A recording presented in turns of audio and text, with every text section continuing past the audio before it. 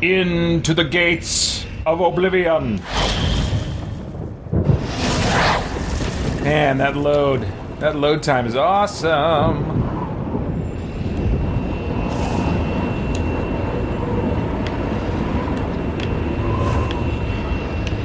Okay.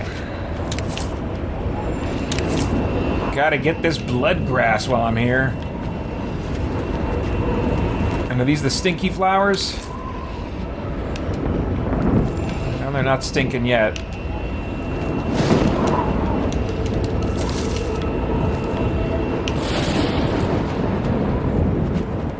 I kind of forget until I come back to Oblivion and to these gates, to this other world, just how, like, dark and, you know, traditionally hell-like the landscape looks.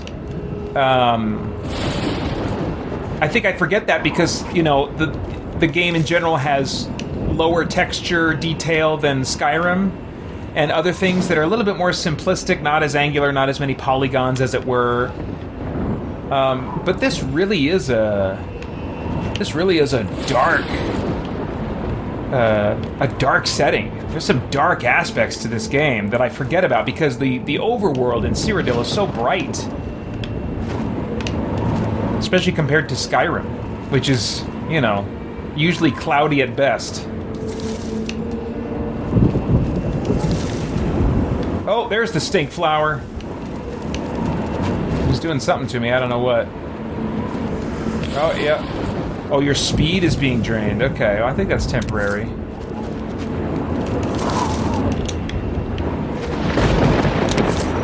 Oh! Man, those towers up there shoot fireballs that can really do some good damage.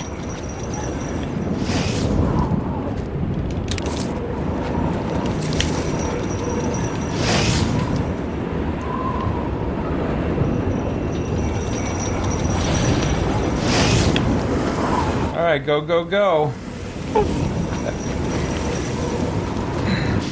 Oh, geez, I should stick to healing.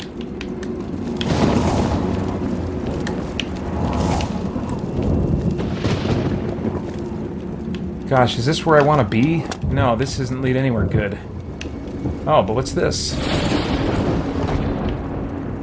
Alright, well, it refills my magic of it. It's not really something I need right now.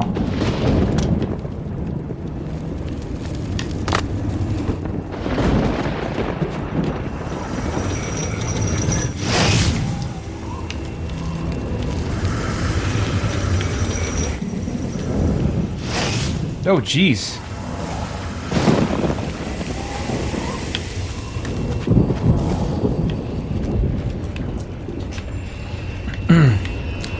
Yeah, DT, I'm with you. It says, it's shocking to think it's 11 years since Skyrim. Yeah. Yep. I was unsurprisingly disappointed with kind of how they recognized or celebrated or treated the 10-year anniversary. But, again, I'm part of the problem, because I've been enjoying those upgrades, the free upgrades anyway, that came with the Anniversary Edition. They gave some free upgrades to owners of the Special Edition. Okay, now what's going on here? Oh, I gotta go up and, like, activate things and connect these guys to that tower, and that's the actual tower I need to go to or something. I think that's how this works. Alright. Oops.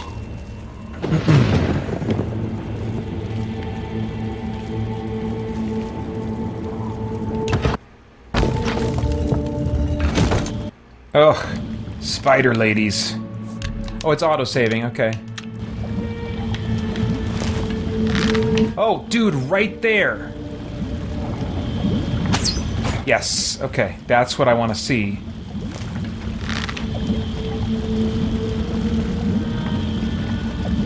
I don't know if I can make it. Yes!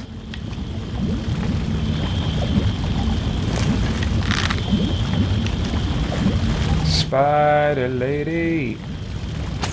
Yes!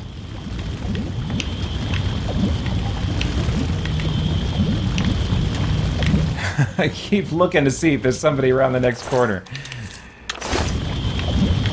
Can be hard to spot them sometimes in these dark rooms. Man, yeah, when I'm looking at these things up close, they are grody.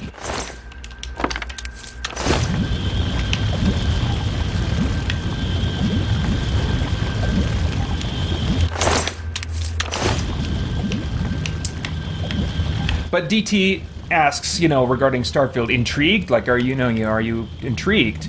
Oh, at least. I am anticipating that I'm going to love Starfield. But I guess I try not to live in the space of anticipating and getting hyped about what's coming. I'd rather just, get the basic information to determine whether or not it's likely to be a game for me, and then stop thinking about it. Because it's easy for me to get hyped, or it certainly was more in the past, to get hyped, and then also to experience frustration or even sometimes anger when things that I was looking forward to and hyped about did not meet my expectations. And I think that there's something that's gone wrong if our hobbies that are meant to refresh us. What does this do? Huh. But if our hobbies that are meant to refresh us become triggers ever for anger, then something's gone wrong. And I think that they, at that point, have taken a place in our lives that God does not intend them to take. So I have found that I'm better off, I think, if I'm not entering into hype. But that's not to say that I don't still enjoy the shows that these guys put on and the previews that they give.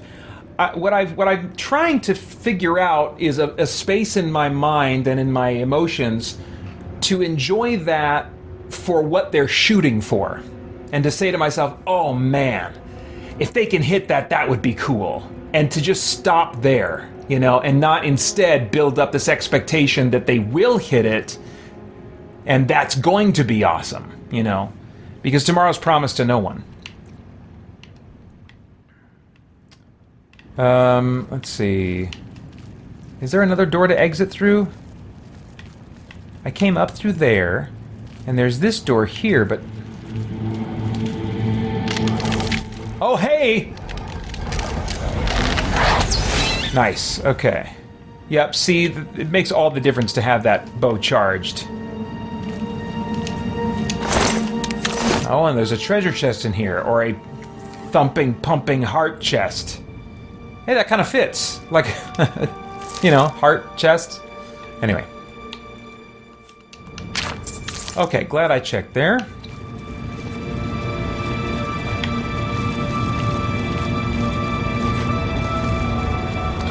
Oh man, do I want to have any of my snacks? I think I do. I didn't have a very big lunch. I should eat one of these bananas. I should put one of these bananas right in front of me. I want to have a little bit of legitimate energy in my body. Although, you know what? Let me hold on to these, because the bananas I usually find useful later at night, if I start feeling nauseous. Sometimes being awake all night, I can start feeling nauseous toward the end, and it's helpful to, at some point in there, eat a banana as a legitimate source of energy, and then also just something in my tummy, my sensitive tummy.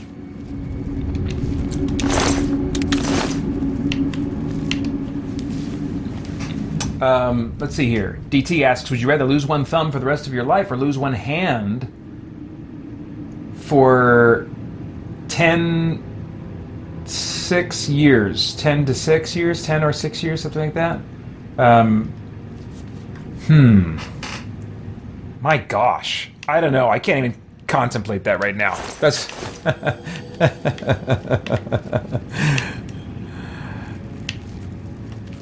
I think...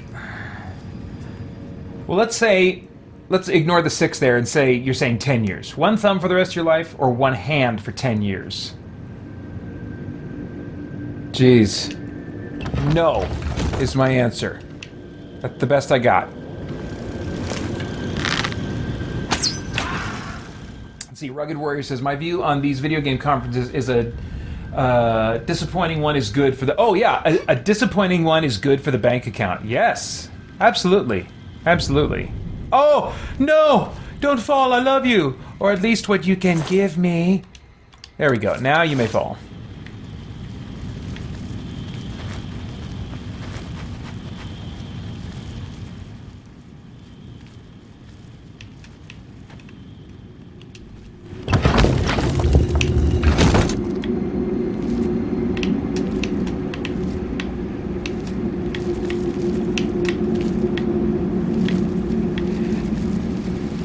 Yeah, for years now, I mean, the phrase embarrassment of riches just becomes more and more relevant. Because there are so many games, and with sales, if you're willing to wait a little bit, they are so affordable. Very lengthy experiences that give you a ton of value for your money if you wait for a sale. And so it's kind of like... I mean, I kind of feel like this snobby king with insane wealth, you know, where I'm in this position of I have so many things already that I enjoy that I kind of come to some of these conferences, you know, like I am interested in being surprised. I enjoy being surprised by something that looks cool. But I certainly also come to them with some feeling of, you know... entertain me, you know? Like, what do you have that's going to impress me, you know? Because I'm good. I'm good.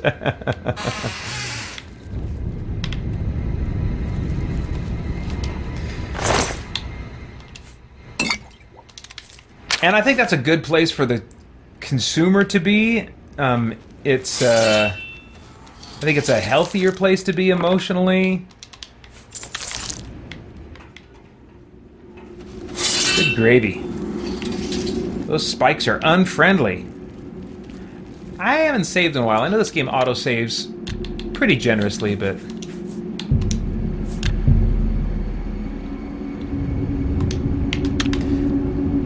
Man, I used to, believe it or not, I used to save over the same slot over and over and over again instead of using multiple save slots. And the game that finally taught me my lesson on that was Fallout New Vegas. Because I had maybe, by that time, I think I had started using maybe 3 save slots. Or had I? No, I think I was just using 1, but then I had a few auto-saves that the game had made for me. And they all got corrupted. There was something that they wouldn't load. They would not load my game anymore. It was just all jacked up. And that was like maybe 6 to 12 hours into the game, which was long enough that I was, at the time, that I was like, no way, I'm done. But, you know, since then, it's just like, okay, now I make 7 manual slots. Just like 7, okay, that's a number of completion in the Bible. So 7 manual slots plus whatever autosaves they give me. And then a quick save now and then. If they save quick save separately, then I'll quick save to my heart's content, you know. And I rotate through those. I do 7, and then I either every time I save go to the bottom one in the list and refresh like that, just keep rotating like that, or I'll keep saving over one spot for that session, and then the next time I sit down for a session, I go to the next slot, so that I never lose more than an evening's worth of gameplay. And honestly, it's been a pretty redundant measure because I've never had anything like what happened with New Vegas happen to me again, which I'm grateful for. Oh, wait, no, that's not true. There was a game called Citadel Forged in Fire? Forged in something. It's a crafting, shared world, multiplayer type game that you can play solo. And I was playing it to review it.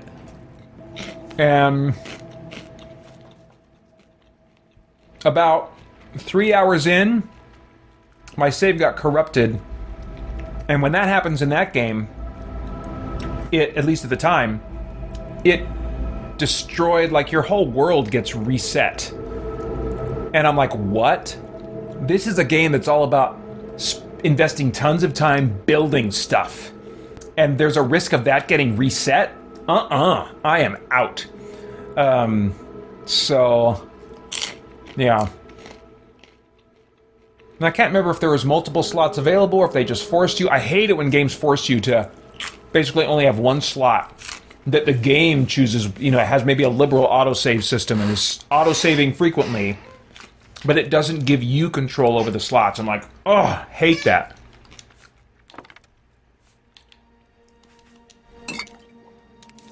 Respect my time.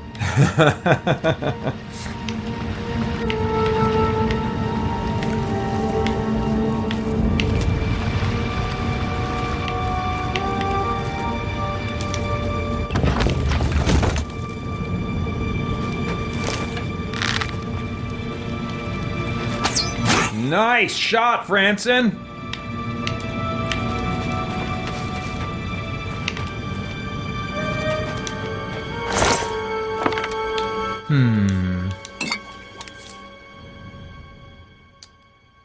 I don't need that. Oh, see there's a dude there. He's wearing black, kind of in shadow. Almost didn't spot him. Oh! Dang it! Stepped out of the way just in time. Got him, though. Before the Atronach fully materialized, arrow went through, killed the Conjurer. That was a beautiful moment.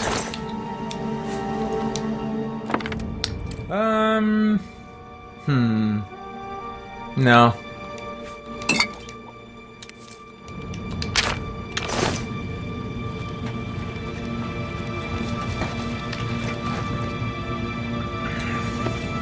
Hey, Master of Magnetism says, back checking in on you, LOL.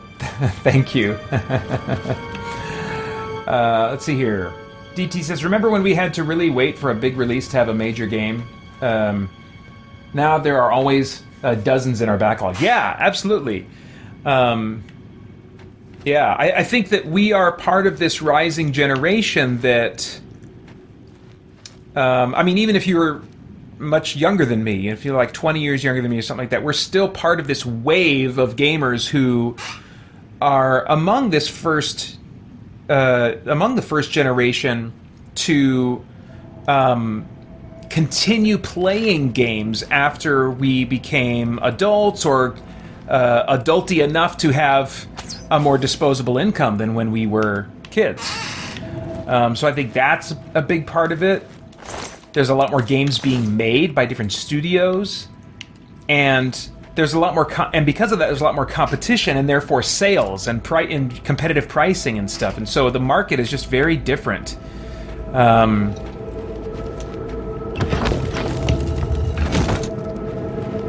I would hate to try and make a video game today.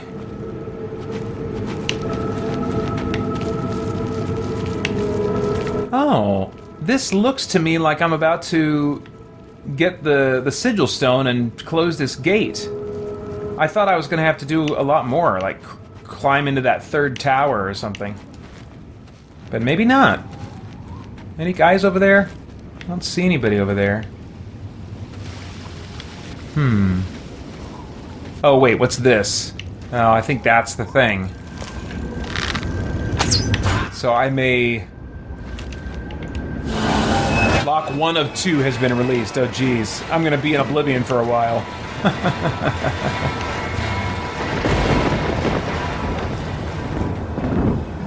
Yeah, because there's nowhere further up to go. Now I just got to go back out. Jeez. Oops. Some of these can sure take a while.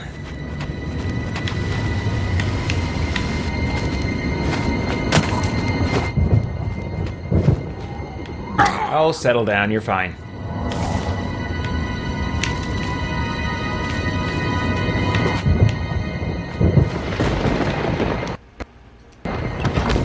There we go, that's what I wanted to see. So, let me see the relationship here between these.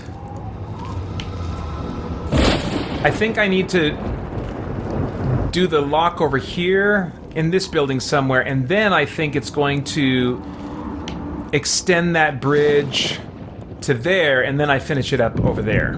Okay.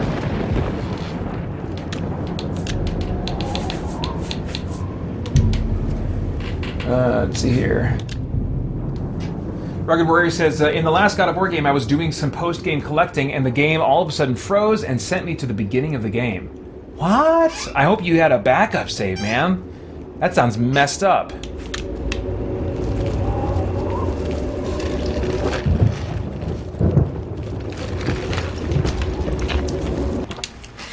I'm really curious, just still on the topic of Bethesda games.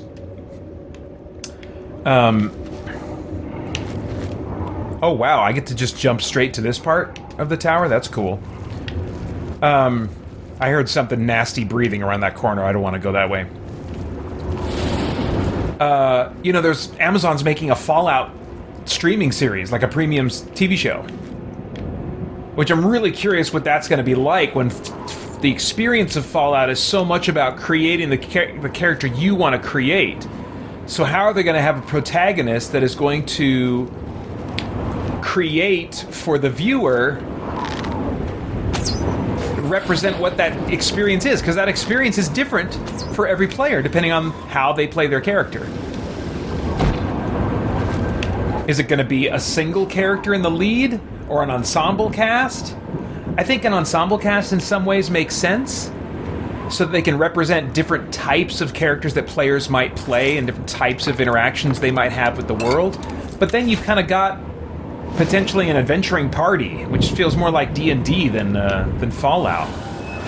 So I'm very curious what's going to come of that.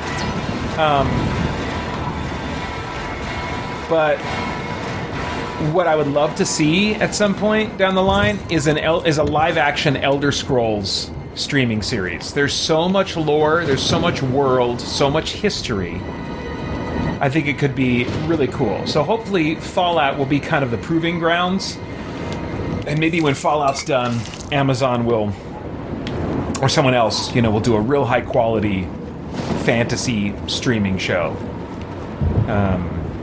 Without naked people in it. That seems to be what people want to do with fantasies. Sex it up.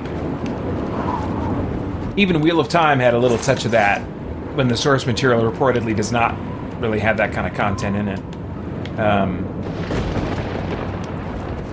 Oops, bridges have been extended. But I've been enjoying the Wheel of Time on Amazon, so hoping I will continue to. There is... oh gosh, what's the... there's an animated series coming. Oh yeah, Dragon Age. There's a Dragon Age animated series coming to Netflix that I just saw a trailer for the other day. And I'm curious about that one because Dragon Age is the most like is like D&D basically. I'll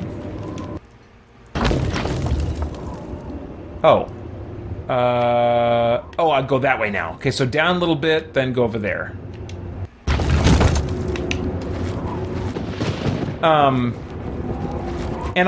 And it looks like it's going to be serious. Like, there's the one on Amazon that's based on that role-playing podcast, Critical Role, and I'm not into it, you know? I didn't find it funny at all. I largely like entertainment that takes itself seriously and goes for things that are heavy and dramatic and intense. And I would love to see a Dungeons & Dragons type world and story that is taken seriously. And so the fact that there's this series coming from BioWare's Dragon Age makes me really curious how they're going to execute on that. We'll see. DT says, you know what TV show I just started watching? Sopranos. Completely missed it, and it really holds up. I want to give that another try, because I tried it, I don't know, 3 to 5 years ago, somewhere in there, and it didn't hook me in, but I think, you know what, I think it's because I had watched Breaking Bad first, and Breaking Bad was just, that went to some, it did have a little bit of humor in it, especially in the beginning of the series, But most of the time, and especially as the series went on, it was heavy and serious. Oh, crap. Okay, give me a minute. There we go. Anyone else? Okay, we got this guy. Oh, crap. Oh my gosh. Marksman's still increased. That's good. Oh, who else can see me? Who else sees me?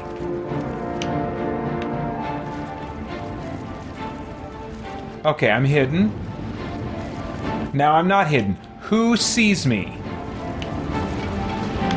You still got the music playing. Alright, I don't understand. That seems like a weird glitch of some kind. Oh! Oh, you! Looks like Darth Maul.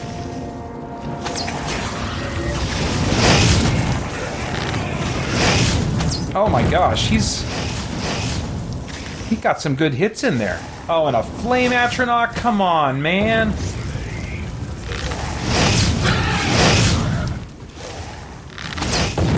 Come on, dude. Oh. I didn't see, oh crap, I'll go get that later.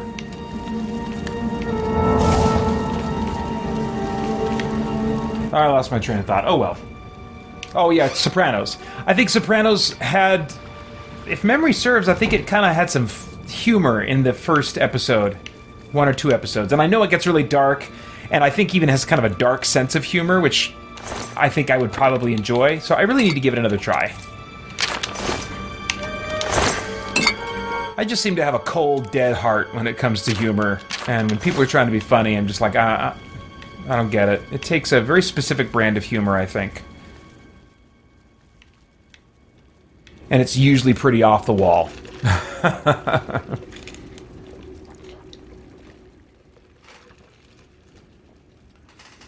Well, my sister Corinne might be here in about an hour. She was originally planning on that. But then I also got a text from her. She was going to bring her boys over to go swimming at our house a few days ago. And she said, oh, I guess we're not coming. I woke up kind of sick this morning. So it sounded like it was mostly congestion type stuff, nothing really big. But I haven't heard from her since, so I have no idea if she's still planning on coming or not. So we'll see.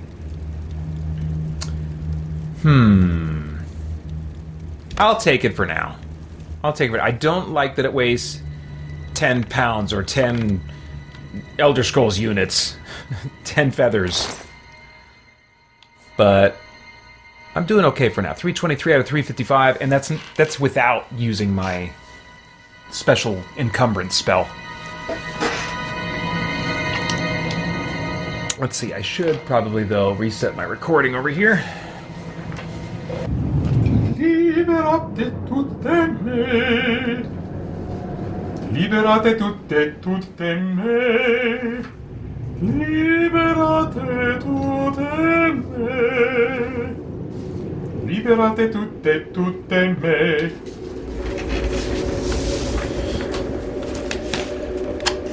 Okay.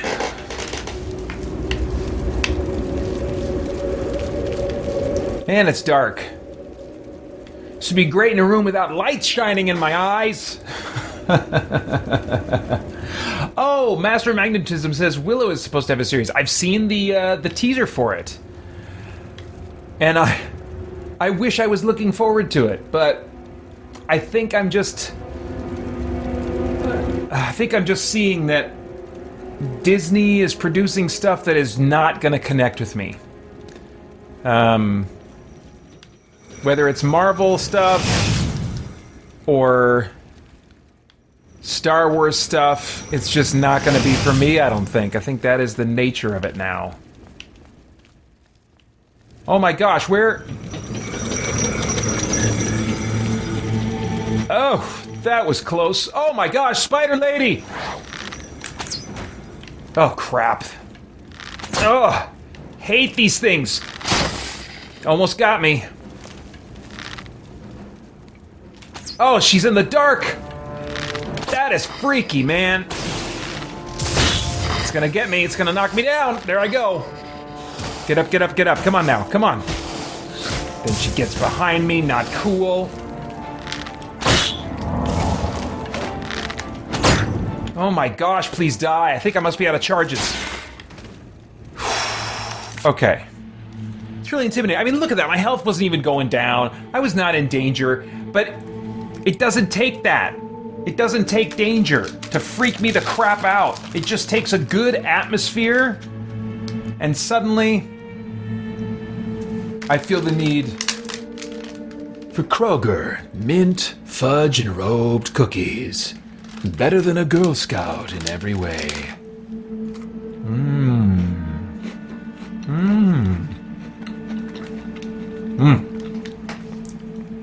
DT says, Disney's stuff is just too broad and lacking any depth for me. Yeah, depending on what you mean by that, I mean, I might be feeling kind of some of the same thing. I think if I were to use those words to describe it, I would be referring to specifically, I think, dramatic depth and some weight and something that steers closer to emotional and psychological realism. You know, realism in entertainment is always selective. So I don't want realism in every respect, but it's hard to articulate and identify, maybe more than articulate, and put my finger on. Look at that, already depleted, man.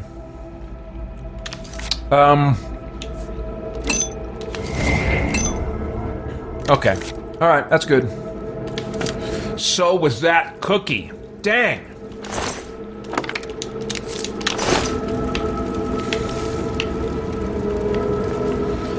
Man, I got my recovery day tomorrow, and when I do these marathon live streams,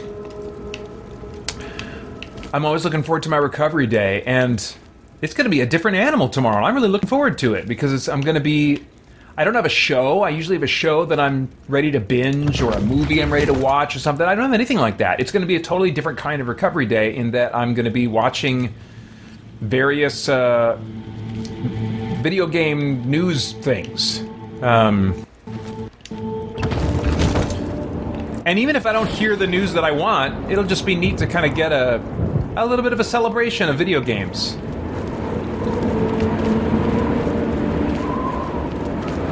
So looking forward to that.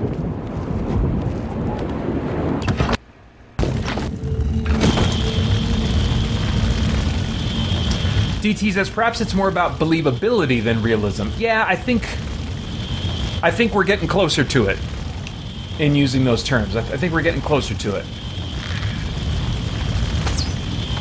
It is weird, though, to try and peg it down and use words to describe it.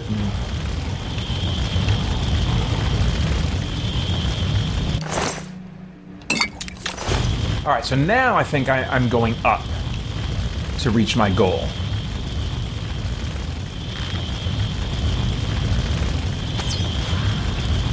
Nice. Loving these one-hit kills. That's the way it should be.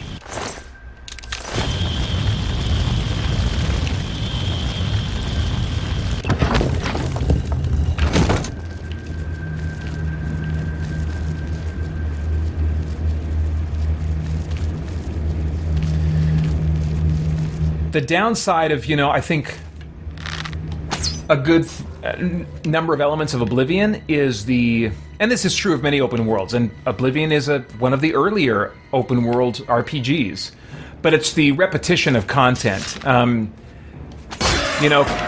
Closing Oblivion gates, it can certainly get old. You go through these same towers that in many ways are indistinguishable from each other.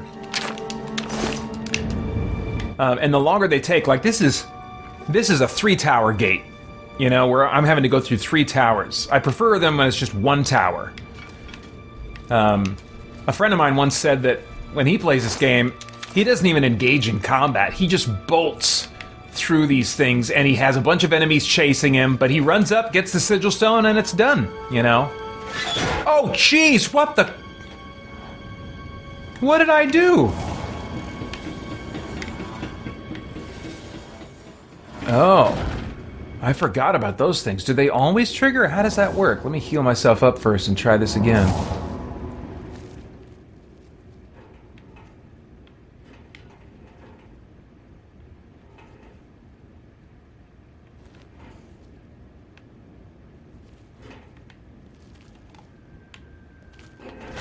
Ah!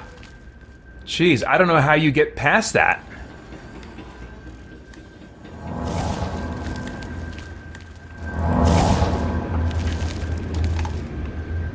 Alright.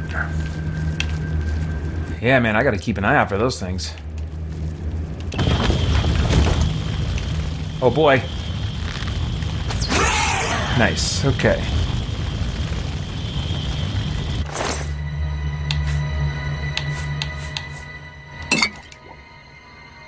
Got all those Daedra hearts, baby. Man, I can't wait. I am building up, I think maybe the next... This is what I'm talking about with like hours ago I mentioned this, but with like the hook, the progression hook getting into me. Let's see, where's my skills? So it's my alchemy skill. Look at that. 75 strikes me as a number where something good's gonna happen. You're gonna get a significant upgrade. And when I look at ingredients in my inventory, they each have 4 aspects to them. I could look this up online and confirm this, but I don't want to go to the trouble. And not knowing kind of gives me a sense of discovering the unknown anyway. Oops, I'm looking at the wrong category. But like, look at that. There's 3 out of 4 effects that I know. Okay? So I'm thinking, you know, you learn one effect from 1 to 24, the second effect from 25 to 50, and so on. Seems to me at 75, that's when I will start learning that 4th effect. And then the world of potions will open unto me. And that'll be a good day. That day might be today. I don't know, we'll see.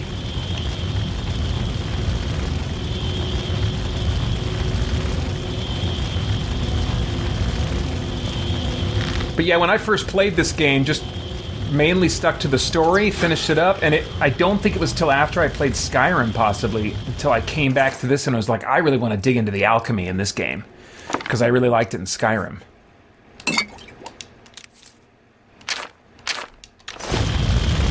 And you can make your own spells in this game, that's kind of cool. I mean, it's not like you can create your own spell animation, it's basically the same animations, but the effect of the spells, you can do some kind of neat things in that area. This game has a lot going for it. 335. I don't think I want to take that staff.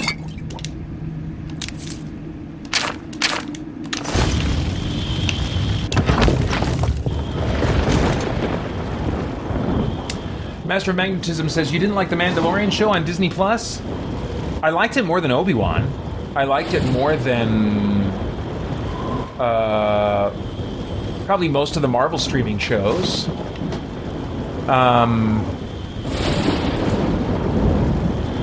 Yeah, I certainly liked that more than any other, and I liked it enough to watch all of season 1 eventually. But for a good chunk of that, it was a second screen experience. It was something that I was like, it wasn't pulling me in enough to give it my full attention. So I would play a game while I have it on my computer. Pause my game now and then when it was really doing something that I found interesting. But yeah, I mean, like for TV and movies, it's got to be something that I'm really in the mood for. It's really delivering me something that I really want. Really needs to be scratching an itch for me. And it was doing that from time to time, but not consistently. And I don't even remember what it was, you know. So, like I said earlier, I think when talking about maybe games or something else, it's not enough for me to feel like, man, that was a good show, or, you know, that was something I enjoyed that, you know. It's not enough, especially if I'm going to commit to a series. then the series has to be like, dang, I can't wait. I just want to roll from one episode into the next and the next and the next. Those are the kind of shows that I make time for. If they're not pulling me in on that level, then it's not that I think they're bad. It's just like there's something else I'd rather do a little more. You know, there's always something else I'd rather do a little bit more. And that's, I think, where the space that Mandalorian lands in for me.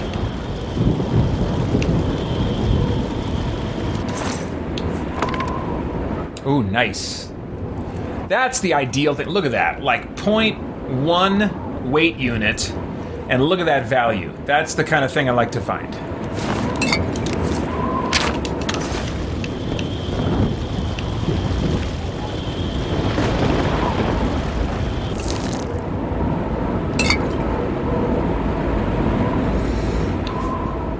Ooh, yes.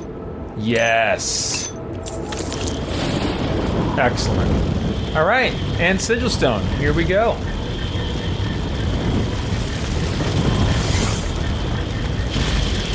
Transcendent Sigil Stone. I have transcended.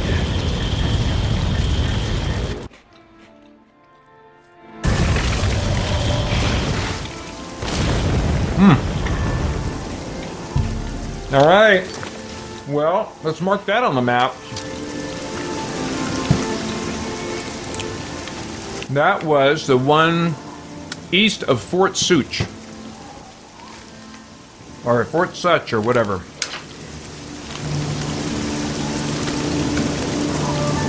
Got it. Okay. Well, I could keep playing this, but I think I've already played it a good hefty amount. Probably for somewhere around 3 hours total now. I was thinking I had about, I don't know, how many games? 6 games or something like that, that I was like, oh man, I can play each of these for like 4 hours, that'd be great. I think I'm content to put this one away for now. But I could totally go longer.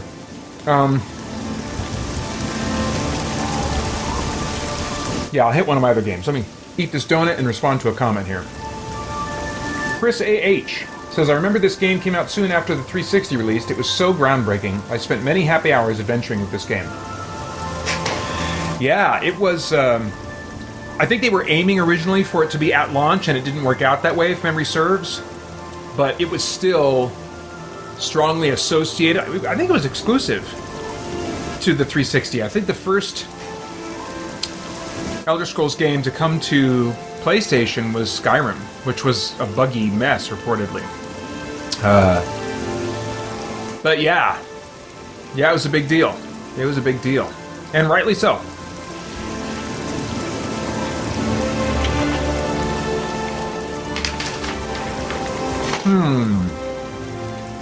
Okay, yeah. Let's do some Saints Row 2. I was about to move on to another open world RPG type thing, but I think like if I'm gonna step away from this, then I want a little bit of a palate cleanser before moving to another game like this.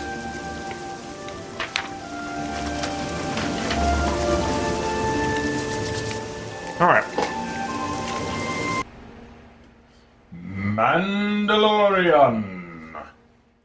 Mandalorian from Mandalore.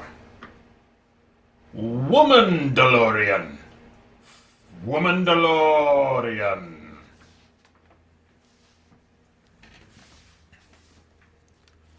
All right. This game I played after playing Saints Row the Third. I had such a good time with Saints Row the Third that I was like, I want more of this. I'll take even a downgraded version of it. and so I got Saints Row 2 back in the day. And Saints Row the Third was the first game that I recall where I played as a female character and it made a significant difference on the game that improved it for me. Because the writing for the writing for Saints Row the Third was like, for the boss. I mean, these games, they're crass. Their humor does not resonate with me, and the dialogue, as near as I can tell, seemed to be written the same whether you had a male or a female protagonist. And you have like a handful of voices that you can choose from. They got these actors in, and they all recorded the voice for your main protagonist. Bunch of cutscenes and little things that you might say out in the open world.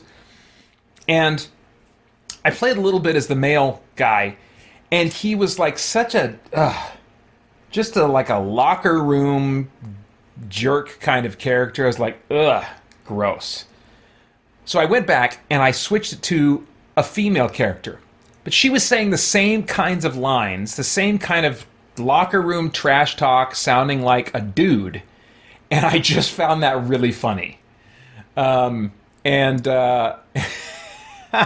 so that's how I played Saints Row the Third. And really, for some reason, that combination kind of would get me to chuckle now and then. And then that just became the boss, was this particular female boss that I created. So when I went back to Saints Row 2, I was like, well, this is supposed to be the same character, and so I need to try and recreate that character in Saints Row 2. And I really couldn't. I tried. This is as close as I got. And you don't have the same kind of clothing options. In Saints Row 3, I have her wearing kind of like a Matrixy black trench coat, going for a bit of a Trinity-type vibe. And you just don't have those kinds of clothing options here. And so I went for something that's Matrixy, where it's like dark, but also kind of off of a runway, just like a little too stylish or whatever. So I think she, even though she doesn't have like the same trench coat as my boss lady in 3, she gives off a similar vibe, I guess. Whatever. And it's not the same voice actor, which was, I want to say it's Laura Bailey that did the voice acting, who she's been in a bunch of stuff. She was the female shepherd in Mass Effect. And I just got so used to her voice in Saints Row 3, and then in Saints Row 4, which she came back for and provided one of the boss voices for.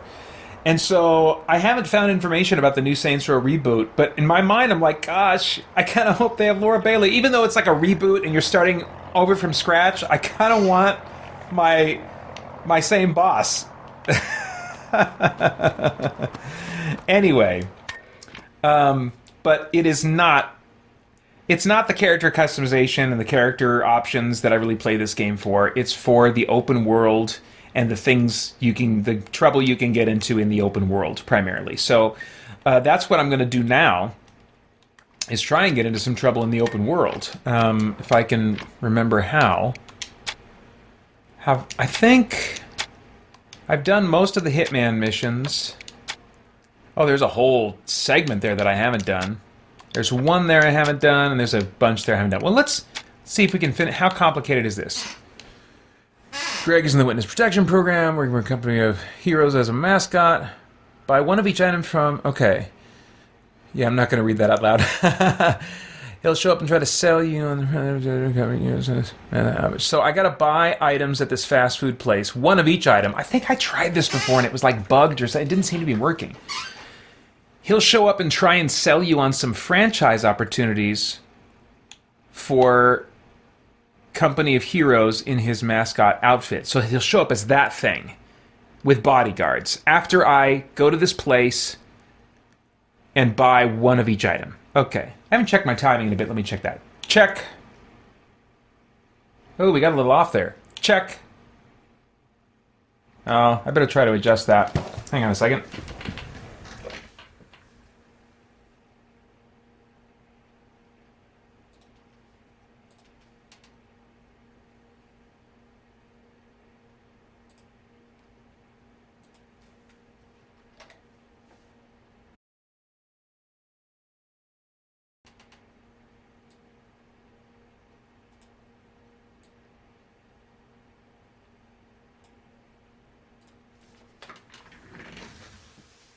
See what we got here. Check.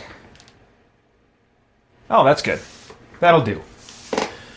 That'll do, friends.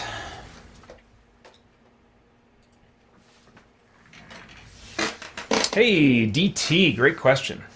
But by the way, you said earlier, need a new title change. Oops, you're ahead of me. Please feel free to let me know when I need a title change anytime. I hate forgetting that. I used to be a lot worse at it than I am now, but I still forget from time to time, and I hate that when I forget. So please let me know, even if you try to beat me to it if you want. I will not mind. DT asks, have you played Sleeping Dogs? Yes, I've played probably through at least half or 3/4 of the main story. It got to a mission that was like got a race to keep up with somebody, or one of the story missions, the combat got too difficult or something. I was really bummed because I was enjoying so much of that game and its unique hand-to-hand combat. It kind of, in retrospect, makes me want to try out the Yakuza series, which I think is also an open city. I don't know if there's driving in Yakuza or not, how much of it it's... But anyway, yes, have played a good amount of Sleeping Dogs, had a great time with it until I didn't, and then I was done. All right, so where are we going? Oh, this isn't limited to a specific place. I just got to go to one of these Freckles restaurants. Okay, I think I can manage that. Well, let's do it to it.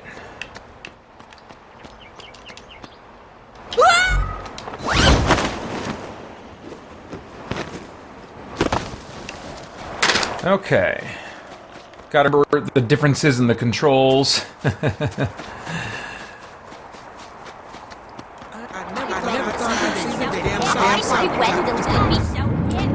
Alright. Where's the nearest Freckles? It's a nightclub. Oh, and a diamond place. Oh, this is probably it right here, right? No. There we go.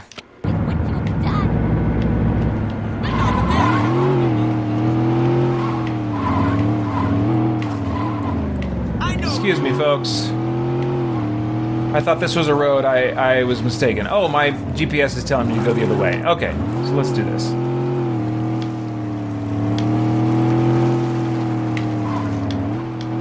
But I've got like a bunch of assassination missions and a bunch of like car stealing missions. And I'm like, that's my bread and butter.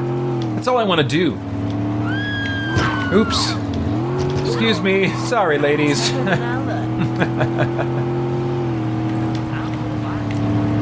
Although one thing that's part of the character of this experience that I really miss when I'm streaming is the music. Oh, there's my break. Okay. I don't like rap. I don't like most rock music. But in games like this, it helps set the mood for me. It creates an atmosphere. You know, it's the same reason that I like those genres of music when they're in movies, establishing a setting or something like that. And so I like that music and all those different stations that you can flip through in these games. And it really loses something in the experience for me when I'm streaming and I have to turn the music off.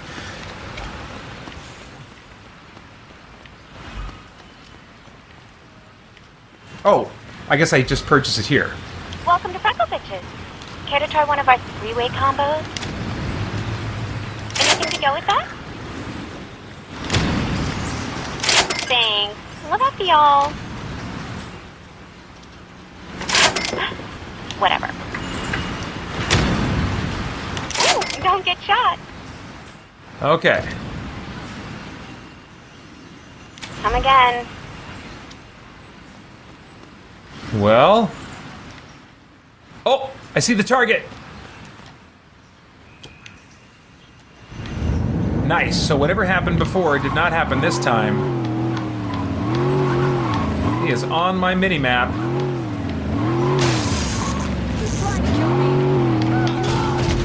Yeah! Greg eliminated!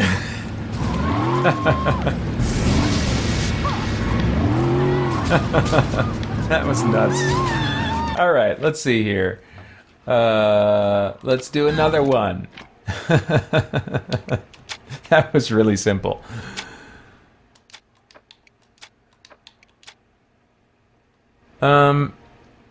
He's on leave for a few days. Stillwater's red light district.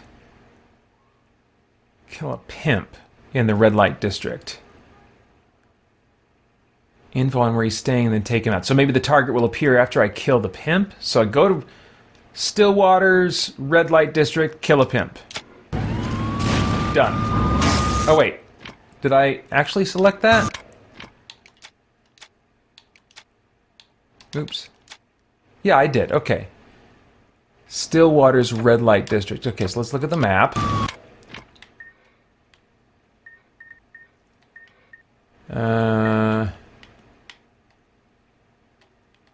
Hotels. Downtown. Downtown. Downtown. High-end retail. Suburbs. High-end retail.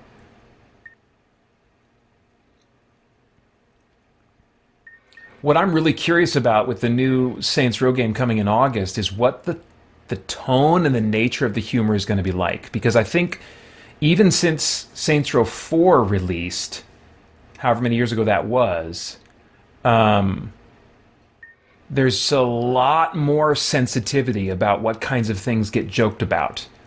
And that's from the liberal side of things. You know, of course, there's always been sensitivity in what kinds of things get joked about on the conservative side among Christians and stuff, and rightly so in many cases. But that's never really had a particular influence on how games are made, you know, in the 2000s. You know, I guess there was a scare about D&D because of some conservative groups and people back in the day, but I don't know. I think that some of the liberal political movements have a lot more traction and influence, and using social media and cancel culture, all that kind of stuff is just present now, and it wasn't around when even Saints Row 4 was released. And so I just wonder what the nature of the humor is going to be and how it's going to land with people. I'm very curious about that. Just on a meta level, I know whatever the humor is, it's almost certainly not going to connect with me. But it'll be interesting, because if you go back and play these games, then as a Christian, you're likely to either shrug and shake your head, or maybe even get offended at a number of elements of the humor. I'm not seeing the red light district at all. But I think a lot of folks today on the liberal side of the spectrum would look at those old games and say, oh my gosh, this is outrageous, or whatever. So they're either going to have to pivot in the writing style or brace for some significant impact. It's going to be very interesting to see.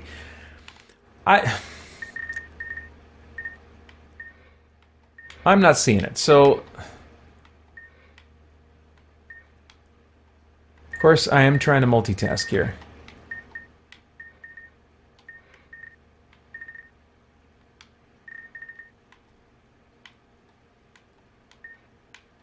Okay, I need to look at it says red light district.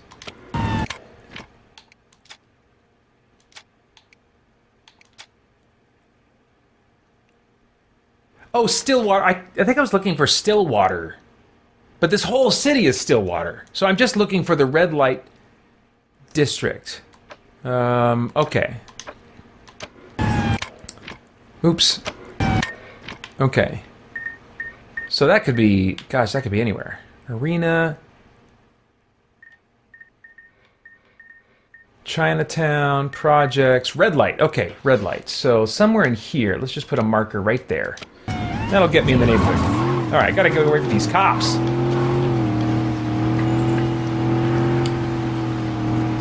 All right, let me see if I can manage looking at chat while I'm driving. This might not go very well. DT says, oh good, I didn't want to seem pedantic, but I think you said GTA 5 is PS4 instead of PS5 earlier, but didn't want to seem picky.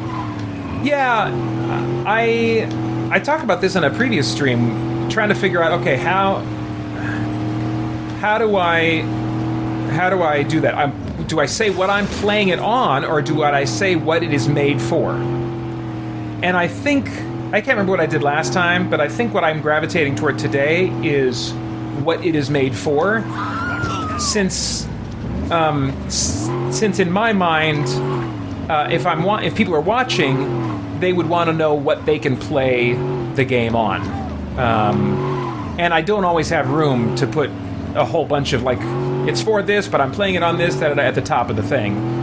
Especially like in the case of the Elder Scrolls for Oblivion. I guess I could just put Oblivion, but that doesn't feel right. But I'm playing it with upgrades that are for the Xbox One and Series X, and I'm specifically playing it on the Series X. So it's an inconsistent mess. I do what I can. Alright, so I'm looking for, a pimp. So what are they going to have, like big huge purple hats or something?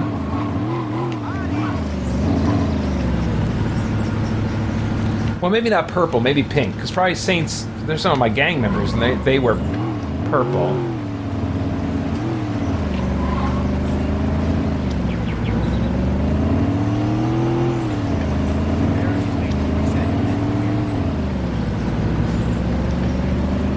Well...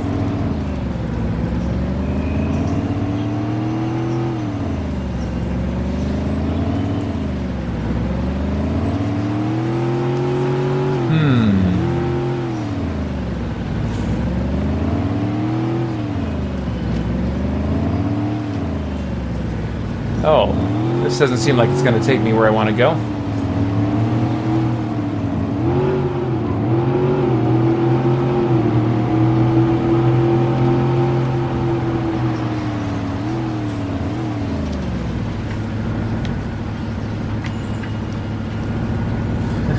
I feel a little bit menacing, just kind of like slowly driving around the neighborhood, looking for somebody.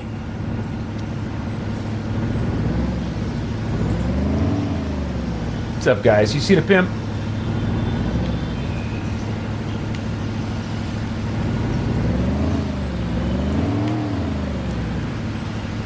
Man, I might lose patience with this. This is like that mission Titus and I were trying to do. Go and find this randomly spawning NPC that may or may not spawn for you.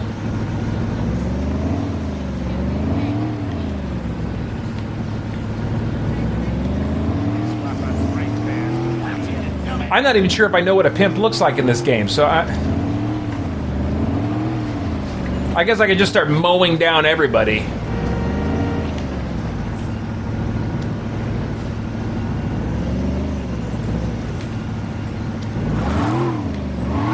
Maybe I need to be doing this at night. That's kind of what Titus and I were thinking, but that didn't seem to make a huge difference for us. I don't know. Is that dude naked? I think he had pixelated bits. Oh, that is not a pimp. That is an old man.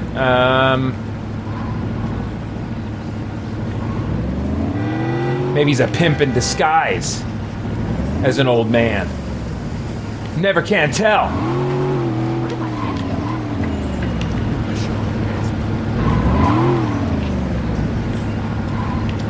I'm about to give up on this.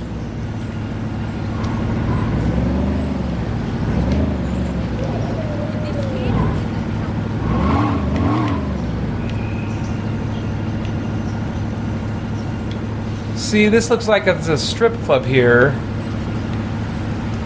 So, I was gonna say, so this seems like the place where a pimp would be, but I have no idea where pimps would be.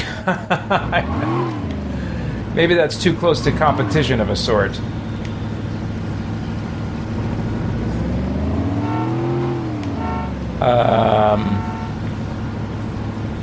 I wish that I could ask them where their pimp is, but then I might offend them for assuming.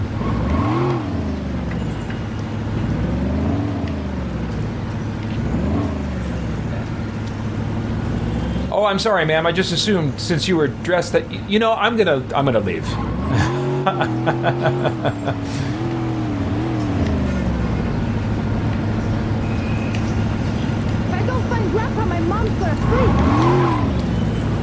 I'm not seeing pimps. Where are the pimps? Are you pimps? What about you? Are any of you pimps?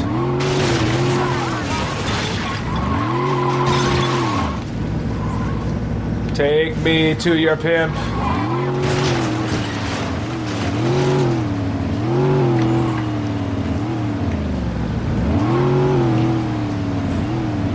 Oh! Target showed up! I must have killed a pimp!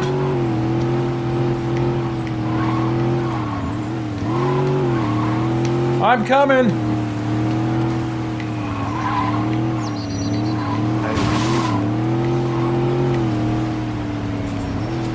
Oh, that's a pimp.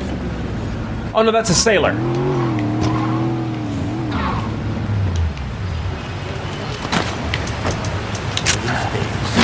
Oh, oops, wrong button.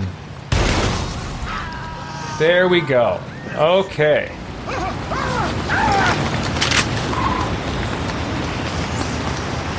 Well, that took long enough. That's right, DT, just a man on a search for pimps.